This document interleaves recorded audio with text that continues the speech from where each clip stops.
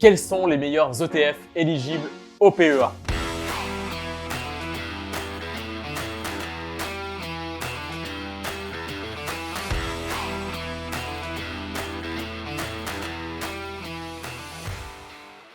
Salut à toi et bienvenue dans cette nouvelle vidéo, dans cette série de vidéos dédiées à l'investissement en bourse. Aujourd'hui, on s'intéresse à quels sont les meilleurs ETF éligibles au PEA. Quels sont en fait les ETF que tu vas pouvoir loger dans ton PEA. Alors, pour le rappel, le PEA, c'est un plan d'épargne en action qui va te permettre d'être exonéré d'impôt sur le revenu sur tes plus-values après 5 ans.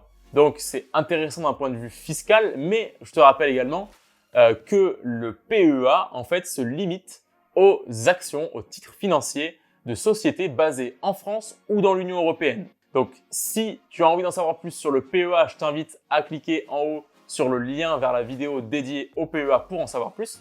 Et du coup, en fait, souvent, la question qui est posée, c'est comment surpasser, comment dévier en fait ce problème que le PEA ne permet que d'investir dans des sociétés européennes. Mais en fait, peut-être que toi, en tant qu'investisseur, tu vas vouloir t'exposer au marché étranger. Je pense au marché émergent, je pense aux États-Unis, à l'Asie, etc. Donc, de prime abord, on pourrait penser que c'est impossible de s'exposer, par exemple, à Amazon, Tesla, Apple, Alibaba, toutes ces sociétés en fait étrangères qui sont en dehors de l'Union européenne. Théoriquement, on ne peut pas les loger dans un PEA. Eh bien, en fait, il existe une solution pour surpasser, comme je te le disais, cette règle, on va dire, c'est d'investir dans des ETF que l'on appelle à réplication synthétique. Donc, sans rentrer trop dans les détails de ce qu'est un ETF à réplication synthétique, en fait, ces ETF vont te permettre d'investir, par exemple, sur le Nasdaq ou sur le S&P 500 via un PEA, puisque ces ETF sont éligibles au PEA. Alors, je t'ai préparé un tableau dans lequel je te présente les meilleurs ETF éligibles au PEA selon certaines catégories. Voici ce tableau.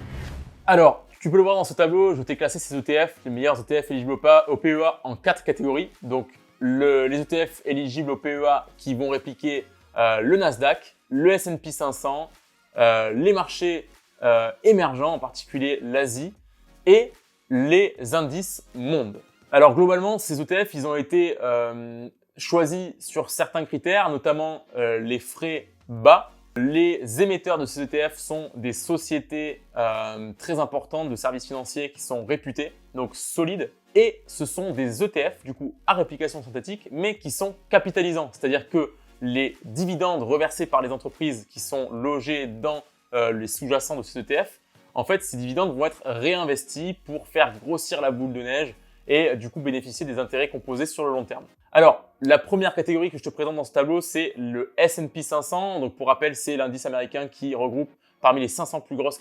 capitalisations boursières.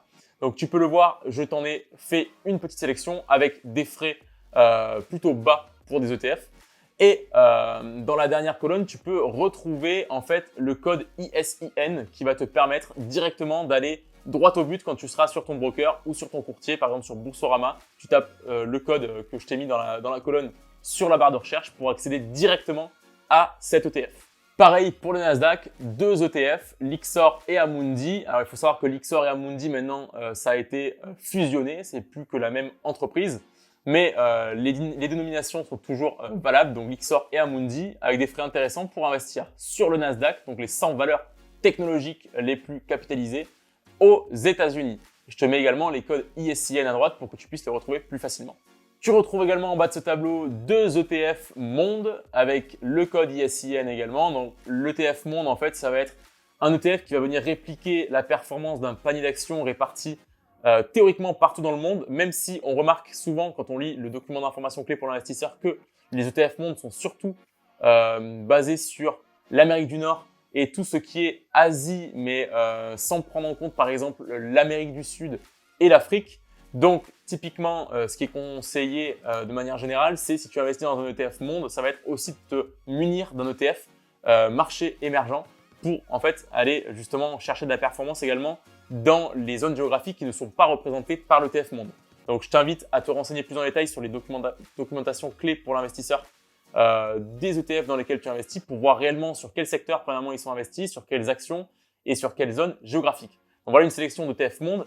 Et tout en bas du tableau, une sélection de quelques ETF de marchés émergents, en particulier du coup asiatiques. Tu retrouves également des entreprises qui sont basées en Amérique du Sud, en Afrique. Donc voilà, intéressant également pour diversifier son portefeuille. Je te laisse étudier ce tableau plus en profondeur, aller regarder un petit peu la composition de ces ETF que je t'ai cités.